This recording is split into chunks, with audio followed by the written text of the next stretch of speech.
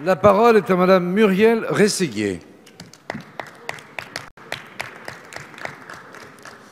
Madame la ministre des Solidarités et de la Santé, nous sommes en 2019, 1% des Français les plus riches concentrent 30% du patrimoine et 38 milliardaires français possèdent autant que les 40% les plus pauvres de la population.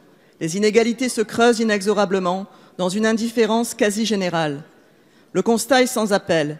Paupérisation des travailleurs, renoncement aux soins, mal logement, malnutrition, inégalité d'accès à l'eau, bien commun dont les premiers mètres cubes nécessaires à une vie digne devraient être gratuits, mais aussi difficulté à assurer une hygiène quotidienne.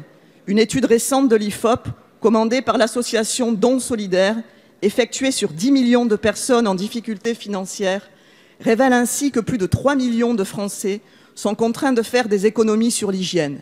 2 millions de Français se disent mal à l'aise en raison de leur hygiène corporelle et de leur apparence.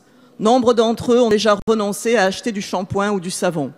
Près de 3 millions de parents déclarent ne pas pouvoir changer régulièrement les couches de leurs enfants. Et plus d'une femme sur 3 ne change pas suffisamment de protection hygiénique ou a recours à l'utilisation de protections de fortune. Madame la ministre, quand on parle d'exclusion, on oublie souvent les stigmates liés au corps. Or, ne pas pouvoir se laver, ne pas pouvoir changer ses enfants, renoncer à passer un entretien d'embauche parce qu'on est mal dans son corps, sont autant d'humiliations vécues par un nombre grandissant de nos concitoyens. Détourner le regard de ceux qui s'enfoncent dans la misère est humainement insupportable, sans oublier les conséquences multiples en termes de santé publique. Il est temps d'agir. Notre pays, exsangue à la sortie de la guerre, a su créer la sécurité sociale en se préoccupant de l'intérêt général. Aujourd'hui, alors qu'il n'a jamais été aussi riche, qui peut croire que la misère est une fatalité sur laquelle l'action et la volonté politique n'ont pas de prise? Madame la ministre, ma question est la suivante. Quelles mesures concrètes allez-vous mettre en place et dans quel délai pour éradiquer cette misère? Je vous remercie. Merci, chers collègues. La parole est à Madame Christelle Dubos, secrétaire d'État auprès de la ministre des Solidarités et de la Santé. Merci Monsieur le Président, Mesdames et Messieurs les députés. Madame la députée, en effet, vous faites état d'une étude IFOP qui met en exergue le fait que 2 à 3 millions de Français sont mal à l'aise vis-à-vis de leur hygiène corporelle. C'est un sujet qui est important de souligner et je vous remercie pour l'avoir posé au sein de cet hémicycle. C'est encore un sujet qui est trop peu connu et que nous devons travailler et que nous travaillons actuellement, bien évidemment.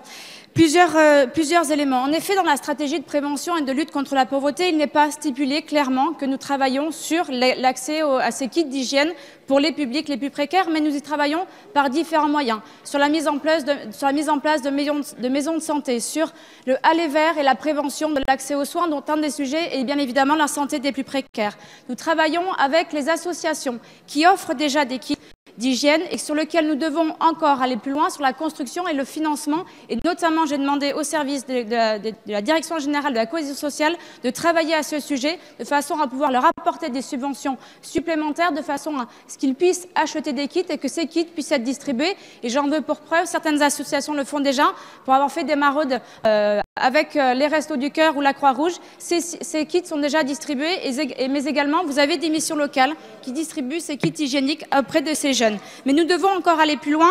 Et il y a eu des premières réponses. Les premières réponses, c'était en 2015 une TVA réduite qui est passée de 20 à 5,5% sur les produits d'hygiène de première nécessité, notamment sur le savon, l'hygiène et sur les produits hygiéniques pour les femmes. Et encore, nous avons tout ce travail d'amélioration et le gouvernement s'est engagé lors du projet de loi de finances à pouvoir trouver les solutions de financement, dont celle, je viens de vous dire, par rapport à des subventions qui pourraient être allouées. Donc cette mobilisation sur ce sujet est important. La précarité hygiénique ne doit plus être un tabou et nous devons trouver les bonnes solutions et avec plaisir pour le travailler avec vous. Je vous remercie.